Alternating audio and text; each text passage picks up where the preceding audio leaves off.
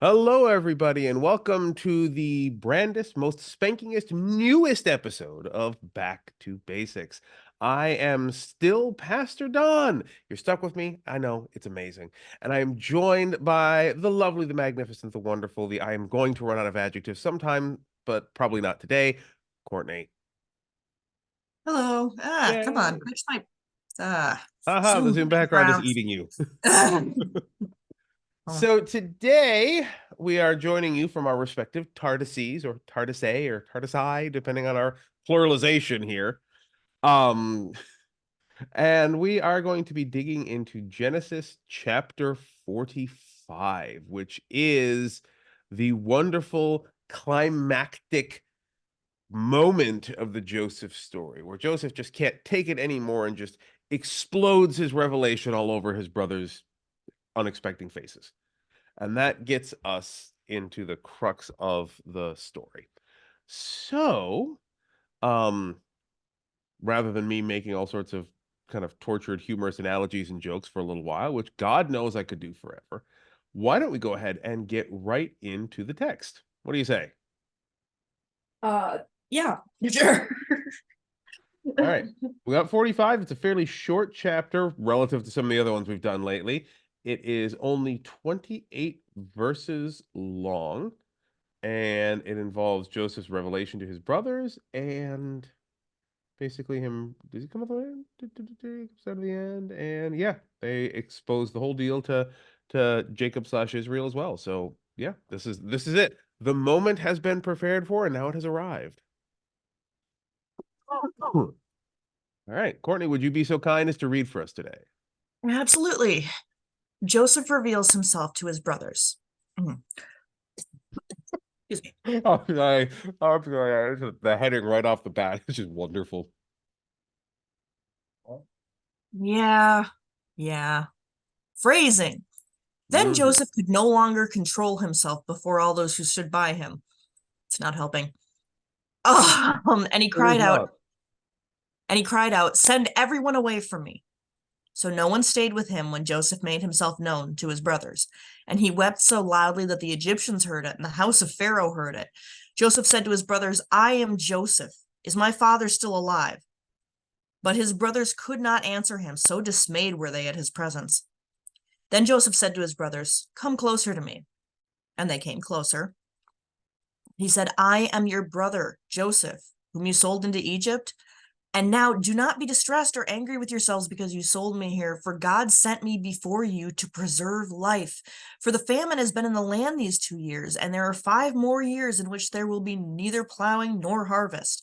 God sent me before you to preserve for you a remnant on earth and to keep alive for you many survivors. So it was not you who sent me here, but God. He has made me a father to Pharaoh and Lord of all his house and ruler over all the land of Egypt. Hurry and go up to my father and say to him, Thus says your son Joseph, God has made me Lord of all Egypt. Come down to me, do not delay. You shall settle in the land of Goshen, and you shall be near me, and you and your children and your children's children, as well as your flocks, your herds, and all that you have. I will provide for you there, since there are 5 more years of famine to come, so that you and your household and all that you have will not come to poverty.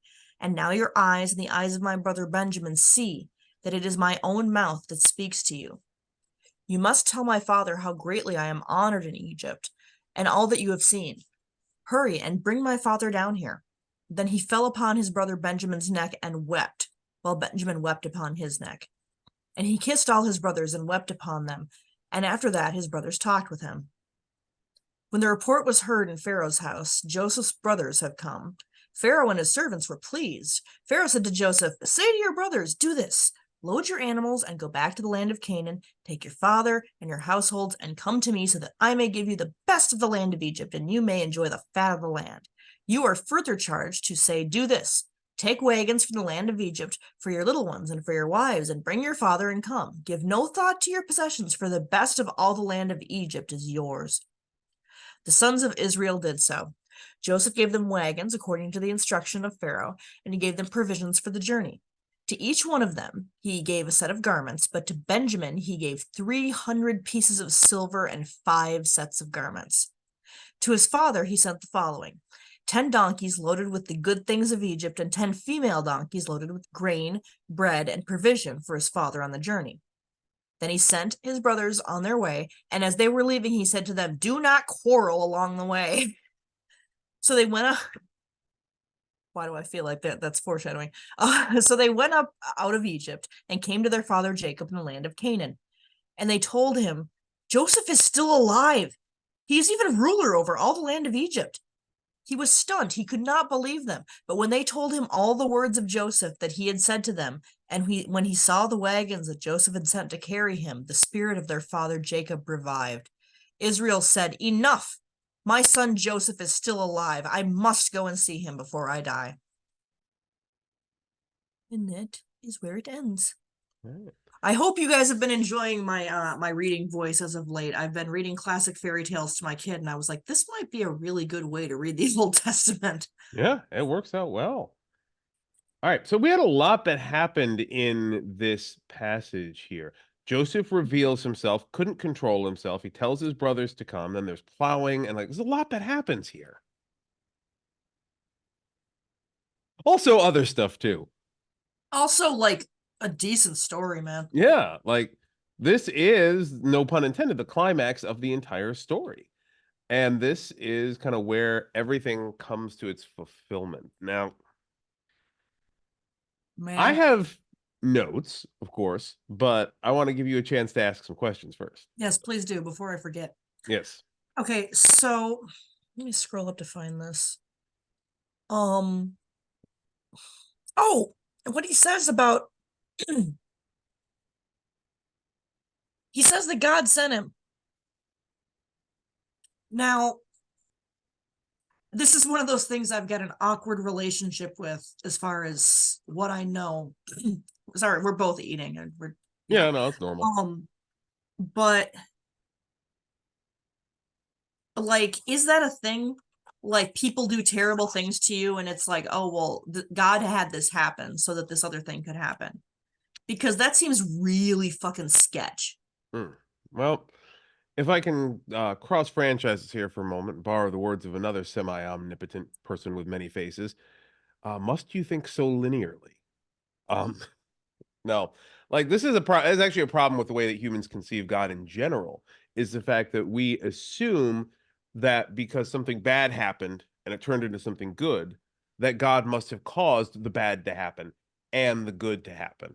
And that's not how it works, generally speaking. That was what I thought, but he explicitly said, "You didn't send me here. God sent me here." And I'm like, Well, dude, no, let's they let's keep a couple absolutely things in sold you. mind when reading the Bible. First off, the characters in the Bible do not have the omniscient perspective of God or the benefit of thousands upon thousands of years of analyzing the text from trying to grasp the omniscient perspective of God. One of the Um, issues that I'm finding recurs for us over and over that you keep having to hammer home to me, mhm. and I think maybe comes from the way that the uh, loudest American church addresses Bible passages in general. Yep. But a lot of the stuff in here is like a written report of people doing and saying things. Hmm. Those people aren't God. No, they're not. Like these Like, are these are not narrative. everything they do is going to be a paragon. It's not actually, it's not This everything that real people do is going to be a paragon of well, this is what's actually going to be key. paragon or renegade. This Like, is actually key to your original question here too, is what you're seeing are God-breathed narratives of the people of Israel, which eventually evolves into the people of God in general. And you're seeing the behaviors of humans. You're seeing the behaviors of human beings in an attempt to serve God. And what you are seeing is how God works in and through those situations. You are not seeing God consistently causing positive and only positive things to happen. You did see that for about the first, what, chapter and a half of the text, at which point humans came onto the scene and were like, yeah, God, that's a good idea. I got some notes. How about fucking terrible things? And then the story begins from there. And so what we're seeing when we have Joseph's story is the easiest way to think of it God has a plan that starts at Eden and ends in heaven, for lack of a better term. Straight line from point A to point B. Now, humans have this funny thing called free will, and will, like a cat with said string, bat that fucker into a random direction. Oftentimes, it's a terrible direction because, in addition to having free will, we also are tainted by the fact that this free will, at times, often, sometimes, brings us away from God's perfection and chosen direction. And that's what we call sin. So, because of that, we live in a world where we're not following the straight God given line of perfection from Eden to heaven. We're taking the winding path through fuck ups and terribleness and selfishness and evil and greed and sin. So, what we have here is every time that thing gets batted away, God, like the ever patient cat parent that he is, reaches down, pulls the string back up, and we wind up with this wonky ass sine wave that is our temporal progressions of events. So, Joseph's brothers, they knocked him the fuck out of the park. Maybe Joseph was meant to do this in an entirely different way. Who knows? I can't scan the multiverse. I'm not the Doctor or Doctor Strange. It doesn't work that way. We don't know what could have happened, but we do know is that whatever God had intended, the brothers were like, nah, fuck that. Let's throw him in a pit. Okay. And then there's God reaching in and saying, okay, well, it's still going to go this way. So now we're going to work through this. We're going to make it go that way. God is constantly shaping and reshaping reality reactive to our positive and negative outcomes. So it doesn't exactly make sense to say God caused the bad thing so that the good thing could happen. Like, no, a bunch of assholes caused the bad thing. And God's like, all right, well, let's see what I can do with this shit then. And that's pretty much So how it works. it's more one of those all things work together for the glory of God concepts. Yep, and that's where that wonderful New Testament verse comes in. It is a clarification of older theology. And I had this conversation actually on our Discord server earlier this week about how all of our theology, and I was having this conversation in the context of like John Calvin and some extremely nuanced theology, which one of our members like broadsided me with, like, oh crap, I gotta take books off my shelf and stuff for this one. But We love that, by the way. Come in and broadside us with shit. It'll only make all of us know something and more, you know? yeah, was not expecting that from a young girl on our server, but she's like, yeah, let's talk John Calvin. I'm like, okay, I gotta get the Institutes off my shelf. And fun fact, just to give you all an idea, here's my copy of the Institutes, worn and heavy, sitting off the shelf right next to me. Is I it have spent, missing part of its cover? yes, I have spent some time with these books. I am, of course, a Reformed pastor. It's happened. Anyway, the point that I was getting to with that is we tend to look at all of our theology, whether it's modern, Reformed, John Calvin shit, or whether it goes all the way back to the Old Testament. We tend to look at them as if they are beliefs to be held in relative isolation, and they're not. They're kind of like science in that sense that we learned this shit, and then we spent time evolving it and refining, and then this guy comes along and says, okay, well, here's this, but in a much better way. And then we take that, and then refining it. Someone else says, well, that was fucking insane. Okay, well, we'll try a different path. And eventually, we get to a development of theology that makes sense to us, that builds on everything that came before. So, of course, it makes sense that Joseph is saying, yeah, God had you guys do the bad thing so that I could do the good thing. Ha ha! This was like 4.5, 5, 6,000 years ago. Of course they didn't understand how this shit worked back then. That'd be like expecting freaking Joseph to have a working understanding of gravity or something. Like, And see here, I was thinking more. I was suspecting more strongly that it was just Joseph so badly wanting all of this to work out and just wanting it all to that we're gonna all be a big happy family again. mhm. Um, There is because no he goes to such lengths to over excuse their actions, you know. there's no denying that's a part of it too. Like, and again, let's not It fall into just feels like the yeah. yeah, he's doing all of these things and more at once. The dude is literally, he starts the chapter by weeping openly so loud that all of the palace guards are like, what's up with this guy? Like, yeah, he's currently experiencing all the feels. So he's going to go in a lot of different directions, and that's okay. That is, and say it with me now, human. So, speaking of human, there are a few points in this passage that I think are worth pointing out because if you're familiar with the Sunday school read on this text, um, the Sunday school read on this text is basically Joseph said, oh, I can't take it anymore. I'm your brother. And everyone went, yay. And then they went back and got Jacob and he went, yay. And then they all lived in Egypt happily ever after. And there were no plagues ever. Different book.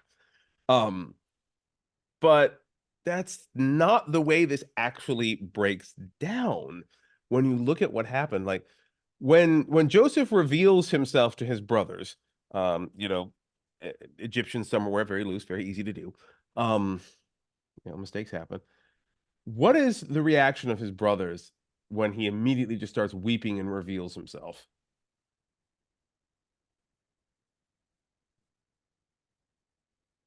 They're just kind of like silently just what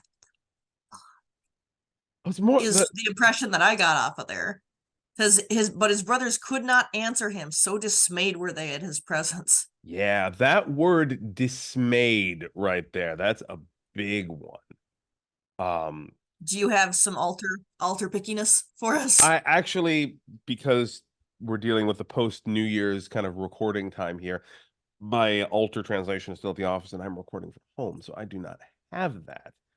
But I'm going to bring up the Oh. Hebrew here and we're going to take a look at that as well. However, it's worth noting that even in English, dismayed is not a happy word. Mm-mm. Like it is, they were upset, they were worried, they were troubled, is what the King James says here. And let me bring up the Greek here. His brethren, and I said, I am Joseph, and doth not live. They were troubled. That is Bahal, or let's see, what have we got here? Having to Bahalu. lean on your Hebrew. Yeah, and that is disturb, alarmed, terrified, hurried, anxious, afraid. Like you read a oh fuck. Like, because at this point, the brothers were aware that something was off. Like already it's clear How that could you someone not be? yeah, it's clear that someone's been fucking with them this entire process. Keeps dropping silver in their packs. They keep getting arrested. And they're not doing anything. Like they know they're not doing anything. And then all of a sudden they're invited to dinner at Pharaoh's servant, like chief servant's house. Like, what? What the just to David Tennant in a minute. What? Like that's I'm sorry, we're both in David Tennant TARDISes for our backgrounds right now. For those of you listening on the pod and can't tell that. We had to make the joke. Anyway, um, so they're just totally confused by this. And this is the moment when the penny drops. And they're just like, oh shit. Like it's a line between abject terror, abject fear, and there is within the Hebrew word here that we're using as well, bahal, there is a line of meaning that is also connected to haste or hurriedness as well. So there's a franticness inherent in their sense of dismay here. So I think an equally viable translation would here be, and they fucking panicked. I was thinking freaked out. Yeah, So freaked out freaked works out too. were they at his presence? Yeah. But even freaked out leaves room for the possibility of kind of like a passive, like this is like run to the hills freaked out, like panic, like gibbering lunacy, yacky sacks running away, like over the top. And they're just they it does say that they are just say at one point that they're like frozen at one point, I think. But yeah, in general, that's the level of kind of like gibbering lunacy that they're trapped in at that moment is oh shit, oh shit, oh shit. Because they know what they did. They mentioned it in an earlier chapter where they're like, yeah, we shouldn't have done that shit to Joseph. Look what trouble God's putting us in now. They So, don't say anything. Like I'm looking back over it. They don't say a thing. mm-hmm. They they can't answer. They come closer, and then Joseph talks for a while, Yeah.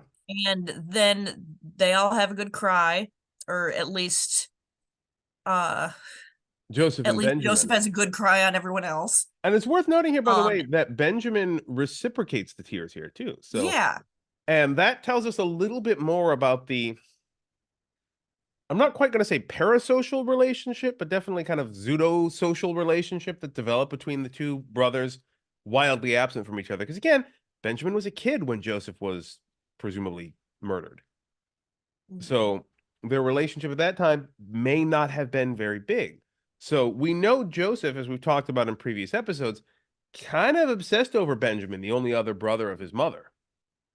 Um, and we see Benjamin here, who we know is basically Jacob's new favorite.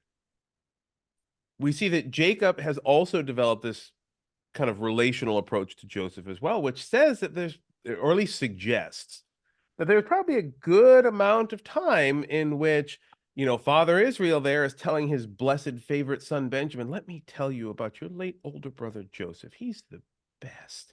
He's so wonderful and he loved you so much. You know how it is where sometimes where you get a family that loses a kid and the one parent just fixates on them for the next 50 years, like, and makes them the hero of the story. And I don't mean to speak ill of that. Like I get the emotions that are at play here, but the twist in that dynamic where you put that relationship from the one kid who's passed on to the other kid who didn't, that may be a lot of what's happening here. And then Benjamin gets revealed that Joseph is alive, and all of a sudden he's like, I feel like I have this relationship with you, but also like I don't have to have all of that resting on me now either. Like there are so many layers to what may or could or is even being suggested is happening in the relationship with these two brothers.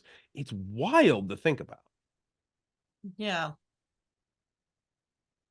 So, is really interesting. yeah, like, and to be clear, as we have mentioned many, many, many times on this pod slash video series, every biblical family is wildly fucked up.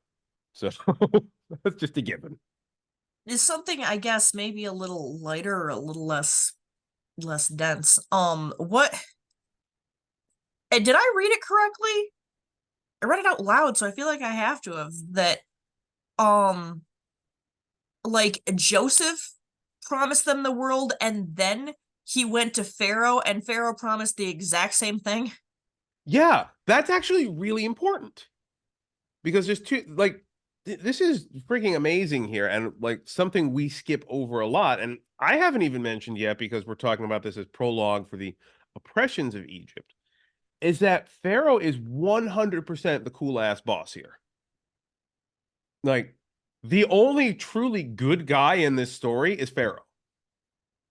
Because like your brothers, your family, the family you were estranged from when we bought you as a slave, fuck yeah, bring them in. You said you want to give them all this shit. I am on board with this, man. Bring in the fam. I want to see them. I want them to have the best of the best. But he's right on top of that. Like Pharaoh absolutely adores Joseph for everything he's been able to do. Because I mean, he did save Egypt.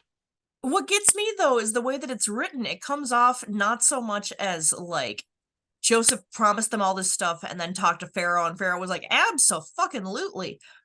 It comes across like Pharaoh just heard, "Oh, his brothers are here," and then told him, "Hey, do," and just independent, not having heard what he promised. It sounds like he just told him, "Okay, do all this, the same things." Is there? I wish you had your alter translation with you. I'm gonna end up getting one of those effing things if I can ever They're scrap worth up the doing. money. Yeah, it's not exactly the same. Like this, like some phrasing variation here a little bit between what Joseph The says and what Pharaoh phrasing, but says. the content is all the same. Similar enough, but that really just goes to show that Pharaoh and Joseph are pretty much of one mind about this. Like your long lost family, give them the I shit. guess they would know each other pretty well. Yeah, let's keep in mind that Pharaoh, like Joseph is Pharaoh's number two guy. Like the only person more powerful than him in all the land is Pharaoh at this point. And they have a not just a relationship, but a friendship at this point. They have become fairly close. Joseph interpreted his dreams, and there's no reason to believe he ever stopped doing that either. So this is all like there's an almost intimate connection here, which, given the queer coding for Joseph, is a little bit suggestive. Like there may be more to that. Who knows? I Again, not I hadn't represented in the thought of text that for fully, but once. you know, I'm we don't usually the know. one who thinks of this shit. Like if, I know full well if I had a strange family and they suddenly showed up and reconciliation was on the table and I offered them a whole bunch of shit and came to my wife after and said, "Oh, hey, I offered this to my family." She'd be like, "Yeah, rubber stamp, let's do this shit." Like, so again, we don't know the details of his relationship with Pharaoh. And even if we did, the details of those kinds of relationships in those days were not the same as they are today. So I don't know. We know that Joseph is queer coded in the text, and we know that this does seem an awfully cozy relationship. And that's about as far as we can say from the text, but I don't know. I'll take that to its logical conclusion. But you take that how you like. That's This does continue. I was not expecting to find Joseph as queer coded as a thing in Genesis, mm-hmm. but yeah, like the how intensely emotional he is and how dramatic he is, and like I stereotypes have to have changed over that much time, but so much of it is just very much like, yeah, this Yeah. this I reads a certain way. When I was in high school, a group of kids did a presentation of Joseph and the Amazing Technicolor Dreamcoat. That's way back in the day. And in the with the deliberate intent of pissing off as many people as possible, the lead in the show that year played Joseph as just wildly over the top, like stereotypically effeminate gay as possible. And yeah, I mean, it definitely pissed people off, but like when you read the story of Joseph, it doesn't seem that far off. Well, and I'm gonna say the important bit, like, see, and now I'm having a hard time figuring out how to phrase it. It doesn't impact the story that much either Yes. way. Like, sometimes people are gay. That doesn't change. Hmm. And this is why it's important to look at the various levels of queer coding that do exist in the Bible, is because it doesn't change the story at all. And if you're Like, saying, and if you're sitting there right now, I speak with kindness and love. mhm. If you're sitting there right now and saying, well, if it doesn't matter if he's gay, then why are you pointing out that maybe he was gay? Because it matters for normalization. It matters to recognize that this is not, I have to stump for a second here. I'm sorry. No. This is not like LGBT people is not just something that appeared out of the social ether sometime in the last 50 years. No, people have always been gay. People have always been trans. Like, Yeah, I'm gonna go ahead and throw this out here for you.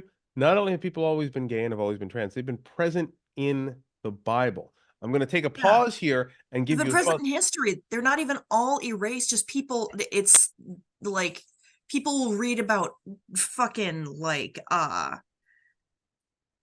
Alexander the Great and be like, oh, he was such good friends with the soldiers and stuff. Like, no, he liked dick, and that's okay. Yeah, That's normal. he Some and his people friends were are so close that they were physically inseparable. Yeah, because they were literally stuck together. Um, you know, like that. but like the point I want to make to pack onto that, first off, before you all come at me in the comments, which please do. I love it when you do that. I It's good do for the know. algorithm. Yeah, it's good for the algorithm. Please do it. Anyway, I do know that it is mentioned that Joseph has a wife and child here. That is part of the story.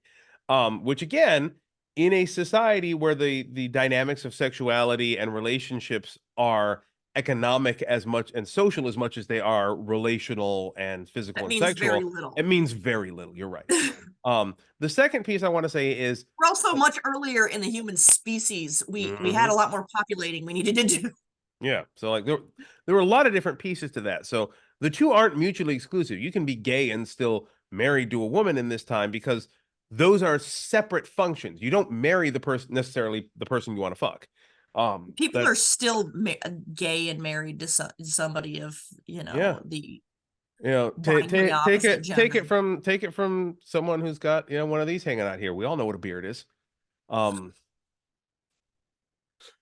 it's a You're going to thing. give people the wrong idea. No, no, no, no. People aren't gonna Not look that it down would on be a wrong idea, just yeah, you know what I no, mean. my point is like what we would define as gay isn't the same as what you would define in the biblical time, but also like many of the characters in the Bible would fit like all the way on the far end of the Kinsey scale gay in the way we understand it. The freaking centurion and his slave in the gospels here. That That's is one of the more obvious ones. it Yeah. is one of the more obvious ones. This is literally a man who has purchased a slave in the same way you would purchase a wife, and they both happen to be biologically male, whom he loved very deeply and wanted Jesus to heal, and he did. And Jesus' only comment on it was, "You've got the strongest faith out of anybody I've seen. Rock on, dude."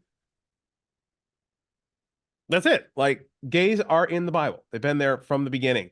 Joseph is If you're queer getting coded. frustrated about how much we talk about gay people being legitimate, like this is maybe, I'm not going to shoo you away. Like, please keep listening. Maybe something we say will have an impact, but we're not going to stop talking about it anytime soon. No, and it's not, and I want to raise this point too. It's not because I have a determined agenda to squeeze the gays into the Bible. It's because they were always there the whole time.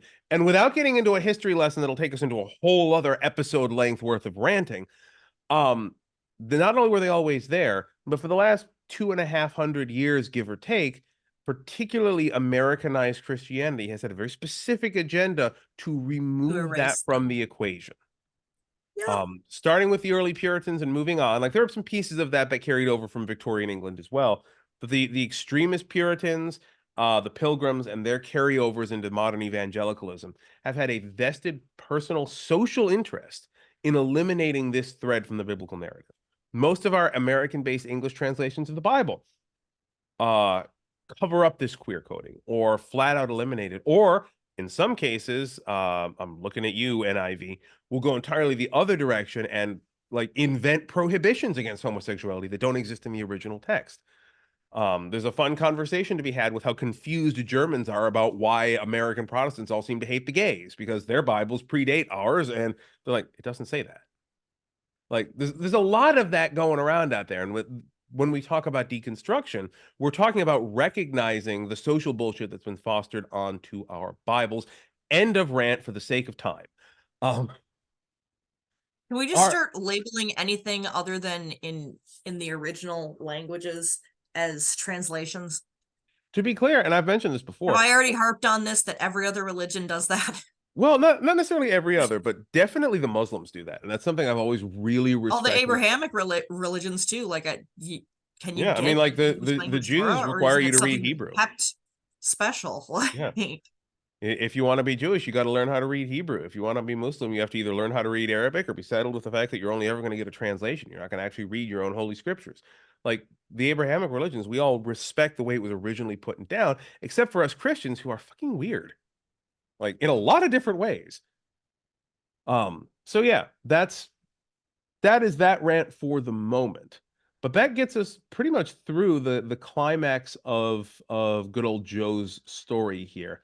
And our chapter ends, of course, with Jacob slash Israel, the man of many names, saying, "Hey, Joseph's alive? My ass is in motion."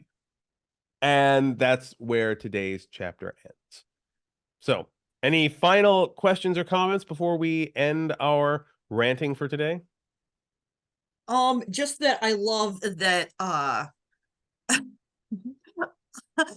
love that they get there and Israel's just completely floored by the very concept. Like, still alive. Hang on. Guys didn't. I want to check that as well. That's verse 26, I believe. Um, yeah, because like we have in the NRSVUE, Joseph is alive. He's even ruler over all the lands of Egypt. He was stunned. He could not believe them. The KJV says, and Jacob's heart fainted, for he believed them not. Like there's a lot of functionality here. That is very That's a different. big difference. Again, the whole Yeah. translation thing. Mm-hmm. That's a huge difference. Yeah, and just at a quick glance, we've got Locha Emin, he did not believe. And the word we have for fainted, Jacob's heart fainted. Okay, there we go. The word we are dealing with here that the NRSVUE translate as stunned, that the KJV translate as his heart fainted. This is an idiom coming out of the Hebrew. Vayapag libdo. Uh, Literally, his heart fainted. But the term that means fainted here is translated as fainted, ceased, slacked, to grow feeble, to be numb. And so it's not even just fainted, it's he had a goddamn heart attack. Like his heart stopped working. Like that's stunned is as is usual with fucking English translations, wildly underselling the bit. So this is one where the KJV actually has one up on it. Even close, but even still, the KJV, like his heart fainted. Like that's still really light, considering that the actual Hebrew of it is literally his heart. Double check to make sure this is heart here too. Yeah. Basically his inner mind, his will, his understanding, his whole consciousness went completely fucking numb. Like stone cold shock. Like it is extremely descriptive in the Hebrew. Yeah, the verbiage is very Yeah. emphatic. It's lightened in King James. It is sterilized in the NRSVUE. And it's We making me usually are big fans of the NRSVUE around here, but look, I will give nothing's credit to the perfect. NRSVUE for a certain degree of academic integrity. That's why it's considered the most useful common use translation of the Bible to have out there. Because it has a great degree of academic integrity, although I have gone on record in saying it did not do near enough in the updated version to degender a lot of the language around God in ways that ought to have been done. But personal critiques notwithstanding, it's still academically integrous in that way. But academically integrous doesn't necessarily translate to poetically accurate or of a suitable intensity to match the original energy of the Hebrew, which was like, he fucking was keeled over, dude. Like, you can't do that Keeled without over actually sounds like a fantastic idiom to right. slap in there in the English, but it's This is too the catch, formal. though. You've got it. You've got it in one. Is you can't. The original Hebrew text was written to be rather idiomatic. I mean, these are old campfire stories, right? Like it was. These are stories to be told. So the way they're expressed in the Hebrew is, in fact, very idiomatic to the language of the time, and we translate them formally, which is kind of like translating memes into formal English. Like, yeah, you'll get the content, but the intensity in the context is going to vaporize. And that's a lot of what we're looking at here, even with the NRSVUE, which is very accurate, but it's very sterile. I think Any, I'll take sterile and accurate over colorful and inaccurate any day. yep. And that's why, as I say often, the message goes in the garbage can. I'm sorry, Eugene Peterson. I find you an excellent theologian, but I find your attempt to write the Bible was just ill-advised. Anyway, anything else we want to pick at before we call it for today? I think we're good. All right, we've had a surprising amount to say. This is one of those episodes where we opened our mouths and found there was quite a bit more in there than we expected. But I hope you enjoyed it. Yeah, I hope you we're full of appreciate it. it. Yeah. Oh boy, are we. So as usual, we've got lots of ways for you to interact with the community. We are currently playing catch up, getting all of our back to basics recordings in place. This episode is going to be coming out probably late January, early February at this point. So we are already rolling along with new church stuff. So get on the Discord server, go to the website link below, find out ways you can get involved if you're here in Japan with us. Show up at church. We'd love to see you there. My God, yes, we are a largely online church, but we do have a physical place too. And I'm a social butterfly. I love to talk to people. Um, but other than that, like Discord server is a place where we do what with the talking with the people. So come join us there. And if nothing else, I will give you the same wonderful request that I often the same request that I often give to my dear co-star's daughter, which is please, please, please, please, please do exactly what Courtney tells you. Yeah. Like, share, and subscribe. Yes, those things, And please. comment down below, like good, bad, indifferent. Oh yeah. If you go down there and type "it was an episode," we'll be thrilled Yeah, because right. help. We're not making money off this, but we hope we're doing something good. So if you Yeah. think we're doing something good, talk And about it down below. If you think we're terrible and we're all gonna burn in, red cartoon devil non-existent hell, cool. Please go down there and tell me how I'm a and lot of for really anti-feminist words. for It'll what make it's my day. worth, based on release date two, and I'm reaching here, and we'll probably edit this out if I'm wrong, but we are able to collect monies now, and that information should be up on the Are we really website. moving that We fast that by we the time this are. is live, We oh, are. So it's that info exciting, but it's scary. it's exciting, but it's scary. but it's also helpful because I need to feed children and stuff like that. And Yeah. I would like them to eat, and I would like me to have the occasion to sleep once in a while. As you can tell, I get really frantic when I haven't slept in days. It's really fun and makes for good content, but it's killing me. So let's if you have it in you to donate to our cause, that information should be available on the website, or Yeah. perhaps I've even edited into the videos by now. Who knows? Anyway, most importantly, have yourselves a wonderful week, and we will catch you in the next episode of these very basics to which we will be coming back. Bye. Bye.